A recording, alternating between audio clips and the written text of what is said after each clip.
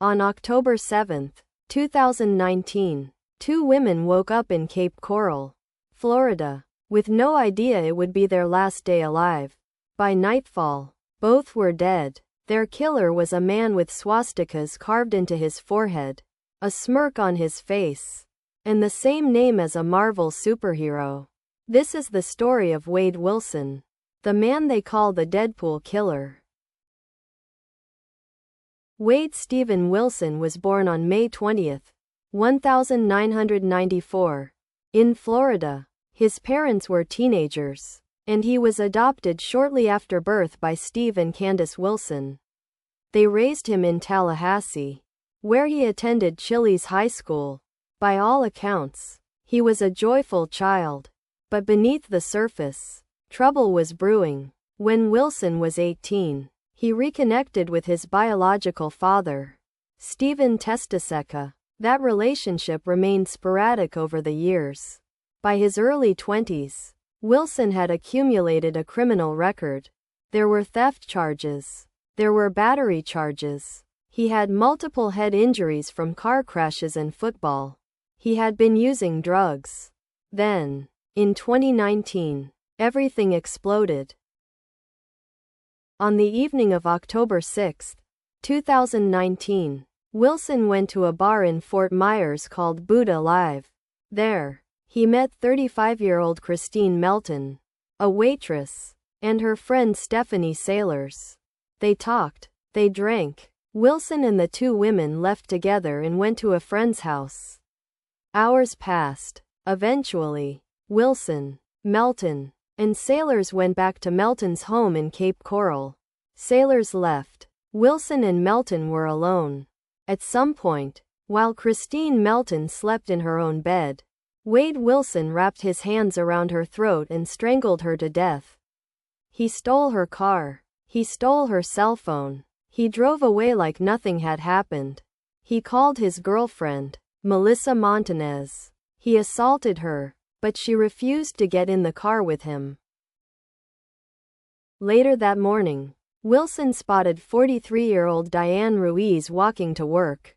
Diane was a bartender, a mother of two. She was engaged to be married. She had her whole life ahead of her. Wilson pulled over and asked for directions. Diane got into the car, trusting a stranger, but when she tried to get out, Wilson attacked. He beat her. He strangled her. He pushed her out of the car and ran over her body repeatedly. Later, he described her as looking like spaghetti. 2 women, 2 murders, all within hours. After the killings, Wilson made a series of phone calls. Not to the police, not to a lawyer. He called his biological father, Stephen Testaceka, and he confessed. The first call, Testaceka later testified. His son said he needed help. He had done something he could not take back. There were 2 people gone who would not be coming back. He said, quote, "I am a killer." Testaceka did something extraordinary. He contacted the police. Then he convinced his own son to surrender peacefully. On October 8, 2019, Wade Wilson was arrested. When police interrogated him, he was reportedly more concerned about getting a burger and fries than the fact that he had just taken 2 lives. Diane Ruiz was still lying in a field, her body unrecognizable, bugs eating her face, and Wade Wilson wanted fast food. Wilson was indicted in November 2019, but the road to trial was long. 5 years passed. His first attorney died. He tried to escape from jail in October 2020, but guards stopped him. He was caught trying to smuggle drugs inside the jail. He overdosed on fentanyl while in custody and was hospitalized. Finally, in late May 2024, the trial began in Cape Coral. Wilson had carved swastikas into his own forehead while in jail. He was allowed to wear makeup in court to cover them, but nothing could hide his demeanor. Throughout the trial, Wilson sat with what many described as a smirk. Social media called him soulless. They called him smug. The prosecution, led by Assistant State Attorney Andreas Gardiner, painted a terrifying picture. This was not a crime of passion. This was not an accident. Gardiner told the jury that Wilson killed for the sake of killing. He said strangulation is the epitome of life slipping through someone's hands. The evidence was overwhelming. Wilson's own biological father testified against him. He walked the jury through those phone calls, the confession, the lack of remorse. Then came the medical examiner. Kristine Melton had bruising across her face and body, hemorrhages on her neck, contusions to her lungs, liver, bladder, and colon. Diane Ruiz had a fractured nose, a laceration to her breast, bruising on both sides of her body, multiple broken ribs. The defense tried a different angle. Attorney Lee Hollander argued that Wilson had a diseased mind. He pointed to years of drug addiction. He pointed to multiple head injuries from car crashes. He brought in neurologist Dr. Mark Rubino, who testified that Wilson had cognitive and emotional dysfunction, that he had brain damage, that the combination of head trauma and drugs led to the murders. But the prosecution countered with their own expert, Dr. Thomas Coyne, a neuropathologist. His conclusion was simple. He found no damage to Wilson's skull, no damage to Wilson's brain. Prosecutor Sarah Miller told the jury it was not credible that mental illness caused Wilson to kill. She said he acted out of power, out of lust, out of control, out of hate. On June 12, 2024, the jury went to deliberate. They came back in just 2 hours and 7 minutes. The verdict was guilty on all counts.